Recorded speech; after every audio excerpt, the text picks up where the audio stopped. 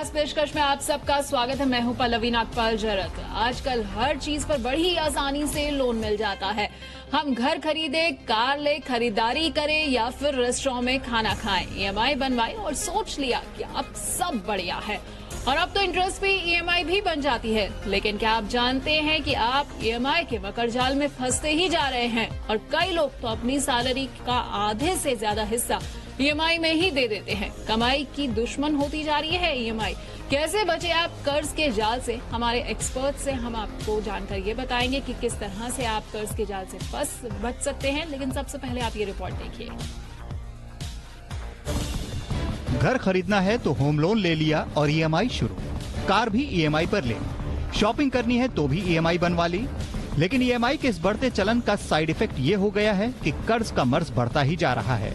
जेब में मौजूद क्रेडिट कार्ड या आसानी से मिलने वाले पर्सनल लोन आपकी जरूरत तो पूरी कर देते हैं, लेकिन आप कर्ज के जाल में फंसते जाते हैं और आपको पता ही नहीं चलता कि कब आपकी कमाई का बड़ा हिस्सा ईएमआई के रूप में निकल जाता है। ये कहना गलत नहीं होगा कि लोन या कर्ज लेना कई बार मजबूरी बन जाता है। लोग घर खरीदने के लिए लोन लेते हैं, कार खरीदने के लिए लोन लेते हैं, नौकरी छूटने पर घर की जरूरतें पूरे करने के लिए लोन लेते हैं, सैलरी देर से आने पर, मेडिकल इमरजेंसी होने पर एक लोन चुकाने के लिए दूसरा लोन ले लेते हैं। बहुत सारे लोग शॉपिंग के लिए लोन लेते हैं, महंगे फोन या गैजेट्स खरीदने के लिए लोन ले लेते हैं, घर का सामान खरीदने के लिए और बाहर घूमने के लिए भी लोन ले लेते हैं। बड़े और जरूरी खर्चों के अलावा लोग छोटी छोटी बातों के लिए लोन ले लेते हैं। उन्हें पता ही नहीं चलता कि वो कर्ज के एक मकड़जाल में फंसते जा रहे हैं।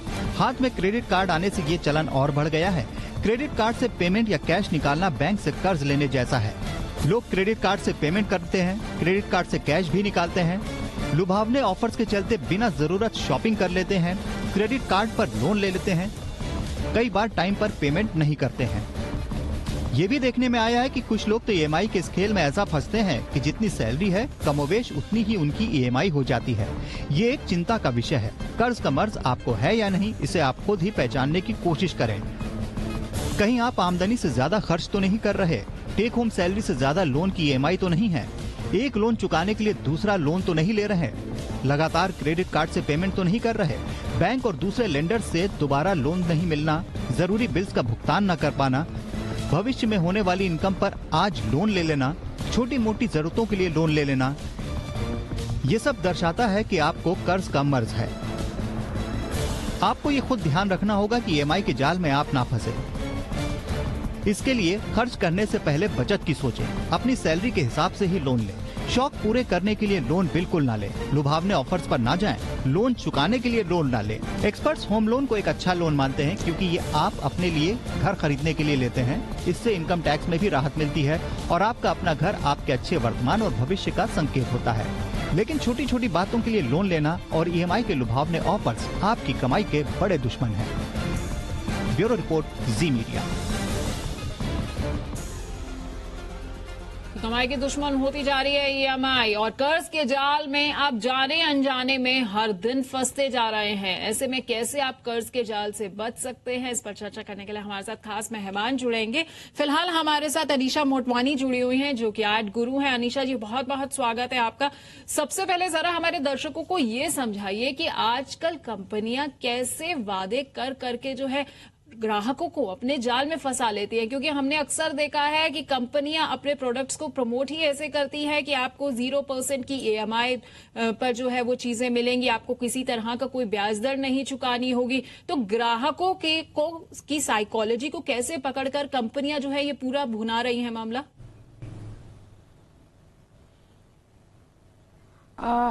आपने बिल्कुल सही कहा। एक जमाना होता था जब कहते थे कि उतने ही पांव फैलाए जितनी आपकी चादर हो। एंड इसी एक फिलॉसफी के साथ एक इंडियन कल्चर और इंडियन सोसाइटी जो होती थी उसमें हमारा जो सेविंग्स रेट होता था इंडिया में किसी जमाने में मैक्सिमम होता था वर्ल्ड में, किसी भी कंट्री वर्ल्ड के कंपैरिजन में। एटलीस्ट 30% सेविंग्स रेशियो हर इंडियन के पास होता था, क्योंकि हमारा एक मानना होता था कि फ्यूचर में कुछ भी इमरजेंसी हो सकती है, इसलिए सेविंग्स जो है वो बहुत जरूरी है और उतने ही पांव फैलाए जितनी बड़ी चादर हो। और आज आप देखें 10 से 15 साल के अंदर ये जो फिलॉसफी है एकदम उलट गई है। आज की जो न्यू जनरेशन है उनका ये मानना है कि जी लेते हैं आज, कल तो कुछ हो ही जाएगा। उनका जो अपने ऊपर जो कॉन्फिडेंस है कि हम कुछ ना कुछ कर लेंगे और हमारा काम चल जाएगा, वो एक बहुत ही अलग लेवल का डिस्कशन है। बट कमिंग बैक टू ये जो आप बात कर रहे हैं कि कंपनीज कैसे अट्रैक्ट कर दी, और ये सब जो बिहेवियर जो चेंज आया है इंडियन माइंडसेट में, वो बहुत करके इसलिए भी है कि इतने सारे आजकल ऑप्शंस हैं और इतने अट्रैक्टिव ऑप्शंस हैं। पहले तो एक जिसको कहते हैं ना, एक लाइफस्टाइल रट में हम लोग फंस गए हैं। हर किसी को लगता है कि हम अपनी लाइफस्टाइल इंप्रूव करें, बिकॉज सोसाइटी में जो दिखावा है वो इतना हो गया है कि अगर आपने अपनी लाइफस्टाइल को अपग्रेड नहीं किया तो आप फिट नहीं हो पाते सोशल सर्कल में। और अपने आप को सोशल सर्कल में फिट करने के लिए हम लोग क्या करते हैं, हम लोग अपनी जरूरत से ज्यादा हम अपने आप को ऊपर दिखाने की कोशिश करते हैं। और उसके लिए एक बहुत बड़ी चीज है, जो एक कंजम्पशन इकोनॉमी जिसको कहते हैं, वो निकल पड़ी है। और उस कंजम्पशन इकोनॉमीज को फैसिलिटेट किया जा रहा है इन अट्रैक्टिव ऑफर्स से। आज आप कुछ भी शॉपिंग करने जाएं, चाहे वो 1000 रुपए की चीज हो, 500 रुपए की चीज हो, नीचे आपके पास एक EMI ऑप्शन आ ही जाता है, ठीक है।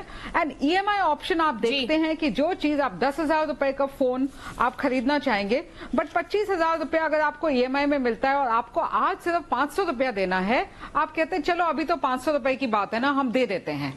और देखते ही देखते ये क्या होता है, ये जो EMI का जो ट्रैप है वो इतना बड़ा हो जाता है कि हम रीपेमेंट जब हम करते हैं तो हम ये रियलाइज नहीं करते कि इंटरेस्ट लगा करके ये जो अमाउंट है, जो 25,000 का फोन है, वो जाकर के 32-33,000 का पड़ जाता है, कभी 35,000 भी पड़ जाता है, क्योंकि कभी डिलेड पेमेंट हो जाती है, कभी इंटरेस्ट का जो हम लोग ध्यान नहीं देते हैं कि कितना कंपेरिजन करके इंटरेस्ट लग रहा है हमारे EMIs के ऊपर। और जो चीज आपको आज 500 रुपए की लगती है वो मार्केट प्राइस 25,000 का है, बट आपको जाकर के लैंडिंग प्राइस उसका 35,000 अप्रोक्सीमेटली पड़ेगा। ये मैथ्स ना हम कर नहीं पाते हैं, और इसीलिए we keep falling into this whole trap of कि आज ले लेते हैं कल देखेंगे।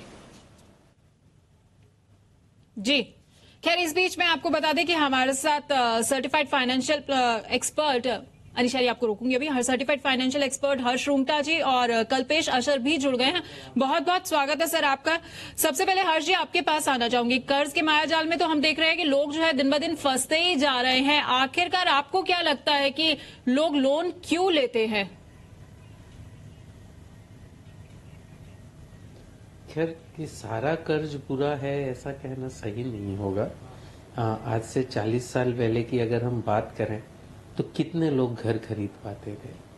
तो आज की तारीख में लोग अपना घर खरीद पाते हैं। वो गृह कर्ज जो इतना आसानी से मिल जाता है, अच्छे दरों में, रीजनेबल दरों में मिल जाता है, तो उसी की वजह से जो एक होम ओनरशिप हुई है वो अच्छी चीज है।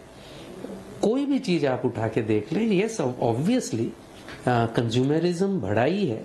तो आज कार जितनी बिकती हैं, आज से 25-30 साल पहले इतनी कार बनती ही नहीं थी, क्योंकि इतना बड़ा मार्केट ही नहीं था, लोग अफोर्ड ही नहीं कर पाते थे। तो very clearly loans improves affordability. तो लोन एक जिसे कहते हैं एक हथियार है, उसका उपयोग आप अच्छी चीज के लिए कर सकते हैं या इतनी अच्छी चीज के लिए नहीं कर सकते, ये आपके हाथ में है। ऑब्वियसली लोग लुभाएंगे आपको, लेकिन हमारा एक प्रिंसिपल है फाइनेंशियल प्लानिंग का प्रिंसिपल, मैं कह सकता हूं AAA प्रिंसिपल। कौन सा लोन अच्छा है, कौन सा लोन अच्छा नहीं है, उसके लिए आप ये AAA प्रिंसिपल अप्लाई करिए। If the loan adds to your asset, अगर आपकी असेट बढ़ती है या अगर आपकी आय बढ़ती है और आपकी जरूरत के हिसाब से एप्रोप्रिएट है, तो ये अच्छा लोन है। मैं एक्सप्लेन करूंगा। एप्रोप्रिएट घर लिया तो वो एक अच्छा होम लोन है। आप अगर लोन लेकर एक ऐसा कोर्स करते हैं जिससे आपकी आय बढ़ती है, तो वो एक एजुकेशन और वो एप्रोप्रिएट है कोर्स, आपकी आय के हिसाब से आप चुका पाएंगे उसको, तो वो एक एप्रोप्रिएट लोन है। कार भी, in fact even a car loan, आज जो पब्लिक ट्रांसपोर्ट की हालत है, तो अगर वो एप्रोप्रिएट है, it does not add to your asset, but it adds to your income और आपकी नीड के हिसाब से अप्रोप्रिएट है तो वो अच्छा लोन है। कंज्यूमर लोन्स का उसमें गिरना थोड़ा मुश्किल है। तो टिपिकली कंज्यूमर लोन्स है फोन खरीदने के लिए, टेलीविजन खरीदने के लिए, शायद वो लोन उसमें ना फिट हो पाए। तो लेकिन हर लोन बुरा होगा ये कहना सही नहीं है। बिल्कुल, हर एक चीज के जो है अपने साइड इफेक्ट्स भी होते हैं, लेकिन अपने प्रोज एंड कॉन्स सब चीजों के होते हैं। लेकिन कल्पेश आचार्य जी, यहाँ पर जैसा कि अभी हर्ष रुंगटा जी ने भी बताया कि हर लोन जो है वो बुरा नहीं है, लेकिन कंज्यूमर आखिरकार कैसे फर्क ये करे कि क्या लोन उसके लिए बुरा है, क्या लोन की जैसा जिक्र कर रहे थे। होम लोन तो बहुत से लोग इसलिए भी लेते हैं कि कहीं ना कहीं उससे टैक्स बचत भी हो जाती है, लेकिन ये कैसे मैं फर्क करूं कि मुझे किस चीज लोन लेना चाहिए, कितना लेना चाहिए, या मुझे अपनी आय का कितना प्रतिशत हिस्सा जो है वो ईएमआई में देना चाहिए? देखिए, हर्ष जी ने एक बहुत ही अच्छी तरह से इस चीज को ऑलरेडी समझाया है। तो उसमें मैं सिर्फ इतना कहना चाहता हूं कि जैसे हेल्थ के मामले में हम देखते हैं कि हमारा एक कोलेस्ट्रॉल जो होता है उसमें गुड कोलेस्ट्रॉल भी होता है और बैड कोलेस्ट्रॉल भी होता है, तो और दोनों अपना अपना काम करते हैं। वैसे ही गुड लोन्स होते हैं और बैड लोन्स होते हैं। तो गुड लोन्स वो है, जैसे हर्ष जी ने समझाया, कि जो अपने असेट्स में ऐड करते हैं, और बैड लोन्स वो हैं जो पर्सनल लोन्स होते हैं। और अगर आप उसमें थोड़ी और बारीकी से देखें तो जो गुड लोन्स भी जो हैं जो हमारे असेट में ऐड करते हैं, उसके ऊपर इवन सरकार ने हमारे टैक्स में भी हम अगर देखें तो उस पर डिडक्शंस हमें मिलते हैं। जैसे होम लोन अगर आप लेते हो तो उसमें आपको डिडक्शंस मिलते हैं, क्योंकि सरकार भी ये मानती है, हमारी अथॉरिटीज भी मानती है कि अच्छी लोन है। तो एजुकेशन के लिए भी आप लोन लेते हो तो वहां पर भी इंटरेस्ट में आपको एक रियायत मिलती है जो आप टैक्स चुकाते हो उसके ऊपर। तो पर्सनल लोन जब भी आप लेते हो तो उसमें एक स्ट्रक्चर, एक ढांचा ऐसा होता है कि उसका ब्याज दर भी ज्यादा होता है और उसमें टैक्स की कोई उम्मीद ही नहीं है आपको डिडक्शंस मिले। और जहां रहा सवाल प्लानिंग का, तो प्लानर के तौर पे मैं ये ऑलवेज कहता हूं कि कैश फ्लो की तरफ हम ध्यान दें कि हमारी इनकम कितनी है और हमारी एक्सपेंस कितनी है। और कभी भी हम ये सजेस्ट नहीं करते कि ईएमआई जो हम चुकाते हैं वो भी लोन जो अच्छी लोन्स हैं उसका परसेंटेज, उसका प्रतिशत 30% से ज्यादा हो अपनी महीने की आमदनी से। क्योंकि बाकी के जो 60% आप देखो तो अपने फिक्स्ड एक्सपेंस या वेरिएबल एक्सपेंस रहते ही हैं। और हर एक व्यक्ति को हम सलाह देते हैं कि 10 से 15% उसको निवेश करना चाहिए। तो अगर हम ये पूरा एक जोड़ दें तीनों को, तो 30% आप ईएमआई चुकाते हो, 60% आपके जो एक कंपलसरी खर्चे हैं आपकी एक जीवन शैली मेंटेन करने में, और 10 से 15% आप निवेश करते हो। तो वो एक बैलेंस हो जाता है। तकलीफ वहां पे होती है जब ये 30% जो प्रतिशत है वो बढ़ जाता है, तब सारी चीजों पे असर होती है। आपकी जीवन शैली अस्त व्यस्त हो जाती है, आपकी जो निवेश है वो तो कहीं पे उसका ठिकाना ही नहीं रहता है, और तब जाके लोगों को एक बहुत ही अपने एक नॉर्मल जीवन में भी तकलीफ भुगतनी पड़ती है। तो ये जो परसेंटेज का जो मामला है वो बहुत संभालना जरूरी है। जितना भी आपका लोन का प्रतिशत है वो भी अच्छी लोन, जैसे मैंने आपको समझाया, बिल्कुल वो भी 30% तक ही सीमित रखें। बिल्कुल, अच्छे लोन भी जो है वो आपको 30% तक ही सीमित रखने चाहिए, यानी कि अपनी सैलरी का 30% से ज्यादा हिस्सा जो है आप कतई ईएमआईज में मत दें। लेकिन अनीशा मोटवानी जी, 0% ब्याज पर ईएमआई जो होती है ये तो कंपनियों का एक माया जाल है, लोगों को उत्साहती रहती है कि हाँ हमारे पास आइए, हमारे प्रोडक्ट्स लीजिए, ईएमआईज जो है वो आप चुकाते जाइए। और ऐसे में व्यक्ति क्या करता है कि ये जो 30% का दायरा होता है उससे कहीं बाहर निकल जाता है और उसे पता भी नहीं लगता है। तो ऐसे में कैसे बचना चाहिए कंपनियों के ऐसे आकर्षक ऑफर से? बिल्कुल, देखिए जैसे कि हर्ष जी ने भी समझाया, अभी एक नीड होती है, एक वांट होती है, एक हमारी जरूरत है और एक हमें चाहिए, हमारी चाहत है। और जरूरत और चाहत में अगर हम फर्क कर लेना, और चाहत वाली जो चीजें होती हैं वो एक लो हैंगिंग फ्रूट है। और क्रेडिट कार्ड के जमाने में सबसे पहले तो इतने अट्रैक्टिव क्रेडिट कार्ड ऑफर्स हैं कि आप लोगों को फ्री क्रेडिट कार्ड, आज आप बैंक में जाइए, कहीं भी जाइए, आपको क्रेडिट कार्ड मिल जाता है। और देखते ही देखते क्या होता है कि ये जो क्रेडिट कार्ड का जो कंजम्पशन है, आप जो जरूरत के लिए लोन लेते हैं, घर के लिए लोन लेते हैं, ऐसी चीजें आप बैंक से जाके आप बाकायदा प्लानिंग करके उसकी लोन लेते हैं।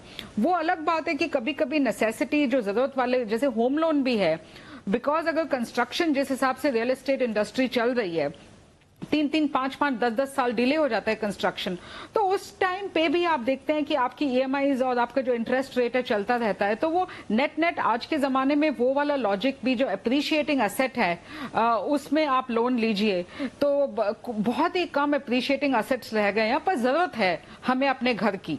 सो एक नीड और एक वांट अगर हम अलग कर दें तो वांट जो है वो वहां पे एक क्या होता है कि हम खर्चते जाते हैं, हमें वो रियलाइज नहीं होता बिकॉज वो छोटे छोटे अमाउंट्स होते हैं।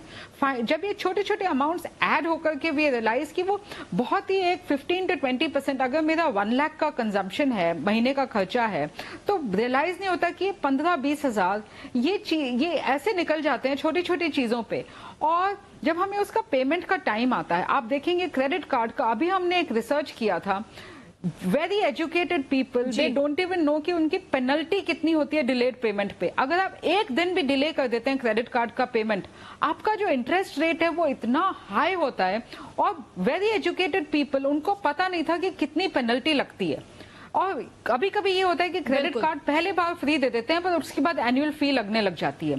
तो ये बहुत सारी चीजें हैं और जो कि बहुत से लोग, बिल्कुल आपने सही बताया कि बहुत से लोग जो है वो ये भी नहीं जानते हैं कि पहला साल क्रेडिट कार्ड में उन्हें फ्री मिल जाता है, लेकिन बाद में जो है कहीं ना कहीं उन्हें उसकी फीस भी चुकानी पड़ती है। खैर, यहाँ पर बहुत ज्यादा सख्त जरूरत है कि हम इस बीच में फर्क समझें कि हमारी इच्छाएं क्या हैं और हमारी जरूरत क्या है। शायद तभी जो है हम ईएमआई के मायाजाल से अपने आप को भी बचा पाएंगे। कर्ज के मर्ज से कैसे आप बच सकते हैं, इस मायाजाल से आप अपने आप को कैसे बचा सकते हैं, और ईएमआईज का आपके क्रेडिट स्कोर पर क्या असर होगा, इस पर हम चर्चा कर रहे हैं। हमारे साथ खास मेहमान जुड़े हुए हैं। तो हर्ष रुक्टा जी, जैसे ब्रेक से पहले मैं जिक्र कर रही थी, ईएमआईज जो हैं वो तो हम चुका देते हैं, लेकिन कई बार अक्सर हमने देखा है कि ये इस मायाजाल में फंसकर एक आध ईएमआई कभी हमारी मिस हो जाती है, तो उसका हमारे क्रेडिट स्कोर पर क्या असर पड़ता है, और अगर क्रेडिट स्कोर एक बार खराब हो गया तो आखिरकार उसके बाद क्या होगा? तो ऐसे एक आध ईएमआई मिस हो गई जो बाद में आपने पेमेंट कर दी इंटरेस्ट के साथ, तो उससे मैं नहीं कहता हूं कि अच्छी चीज है, लेकिन सिर्फ एक ईएमआई मिस हो गई, वो आपने 15 दिन लेट या 20 दिन लेट इंटरेस्ट के साथ भरा, तो उससे क्रेडिट स्कोर बाय इटसेल्फ कोई बहुत जल्दी खराब नहीं होगा। लेकिन अगर कई ईएमआईज मिस हो जाती हैं या आदतन आपकी ईएमआईज डिलेड हो रही है, उससे आपका क्रेडिट स्कोर पुअर होगा, कम हो जाएगा। और क्रेडिट स्कोर कम होने से ये होगा कि आपको लोन मिलना काफी मुश्किल हो जाएगा। वो अनमिक्स्ड ब्लेसिंग नहीं है वैसे, क्योंकि अगर 650 से कम अगर आपका स्कोर हो जाता है तो अनसिक्योर्ड लोन मिलना काफी मुश्किल हो जाएगा या काफी महंगा हो जाएगा। तो हो सकता है कि उस वजह से आप अनसिक्योर्ड लोन ले ही ना। तो ऐसे मतलब मैं नहीं कह रहा हूं कि आप अपना स्कोर खराब करिए जानबूझकर, लेकिन अगर स्कोर खराब भी हो जाता है तो उसको सुधारा जा सकता है। और खराब स्कोर को 1 मिनट में नहीं सुधारा जा सकता, ये समझना बहुत जरूरी है। लोग सोचते हैं कि मैंने डिफॉल्ट किया है, अब मैं पैसे दे रहा हूं ब्याज के साथ, अब मैं कल से वापस बोरो करना शुरू कर सकता हूं। तो वैसे नहीं होता। जैसे कहते हैं ना कि एक बार कपड़े में एक बार दाग लग जाता है, वो छूटते छूटते ही छूटेगा, तो उसे समय लगता है, वक्त लग जाता है। तो ऐसे में कि हमें नौबत ऐसी नहीं आने देनी चाहिए कि हमारा क्रेडिट स्कोर जो है वो खराब हो, यानी कि हमें अपनी ईएमआईज जो है वो टाइम से भरनी चाहिए। लेकिन कल्पेश आशा जी, ये जो क्रेडिट कार्ड कंपनियां हैं ये बड़ी आकर्षक कई बार स्कीम्स ले आती हैं कि आप मिनिमम अमाउंट जो है वो पे कर दीजिए, बाकी जो बिल है आप बाद में पे करते रहिएगा। और इसमें जो है इस मायाजाल में काफी सारे ग्राहक जो है वो फंस भी जाते हैं। इनकी सच्चाई क्या है, ये कैसे हमारे क्रेडिट स्कोर पर असर डालती है? देखिए पल्लवी जी, ये जो क्रेडिट कार्ड की हम स्टेटमेंट जब देखते हैं और या अभी हमको रिमाइंडर्स आते हैं हमारे एसएमएस के तौर पे जब हम क्रेडिट कार्ड का भुगतान करते हैं, तो उसमें बिना चूके क्रेडिट कार्ड कंपनीज जो हैं वो मिनिमम बैलेंस अमाउंट की जो एक रकम होती है डालते तो हैं, लेकिन बहुत ही स्मॉल उसमें एक इंडिकेशन होता है, ज्यादा बड़ा चौड़ा के नहीं लिखते वो लोग। लेकिन सबकी नजर जाती उसके ऊपर पहले है कि मिनिमम बैलेंस अमाउंट हमें इतनी भरनी है। और जो जागरूक एक कस्टमर या जो कंज्यूमर है उसको बिल्कुल पता नहीं, और वो इस एक जंजाल में फंस जाता है और वो बहुत ही इनोसेंटली ये मिनिमम बैलेंस अमाउंट भर देता है। और जैसे ही वो भरता है वो बहुत ही एक बड़े मायाजाल में फंस जाता है। और वहां पर अगर हम देखें तो जो इंटरेस्ट रेट है वो 2.5 से 3% पर मंथ है। तो आप सालाना इसका हिसाब कर लो तो तकरीबन 36 से 40% आपको उसका एक पेनल्टी भरनी पड़ती है, और वो भी कंपाउंड होकर समझ भरती सकते है। हैं कि मिनिमम अमाउंट पे के नाम पर क्रेडिट कंपनियां जो है आपको किस तरह से फंसाती हैं, और कहीं ना कहीं उनका फायदा ज्यादा है, इसमें आपका कोई फायदा नहीं जुड़ा हुआ है। इसलिए आपको इस तरह के आकर्षक ऑफर्स की पहले पूरी सच्चाई जान लेनी चाहिए, उसके बाद ही किसी तरह का फैसला लेना चाहिए। बहुत बहुत शुक्रिया कल्पेश जी हमारे साथ जुड़ने के लिए। हर्ष जी आपका भी बहुत बहुत शुक्रिया, और अनीशा जी आपका भी बहुत बहुत शुक्रिया। तो बहुत से लोग ऐसे होते हैं जो अपनी आधी से ज्यादा सैलरी का हिस्सा जो है वो केवल ईएमआईज में ही दे देते हैं, लेकिन ऐसे लोगों को संभलने की खास तौर पर जरूरत है, क्योंकि कहीं ना कहीं वो कर्ज के मर्ज के शिकार हो रहे हैं। ऐसे में आपको इस सब बचकर रहना होगा। तो आज की खास पेशकश में इतना ही।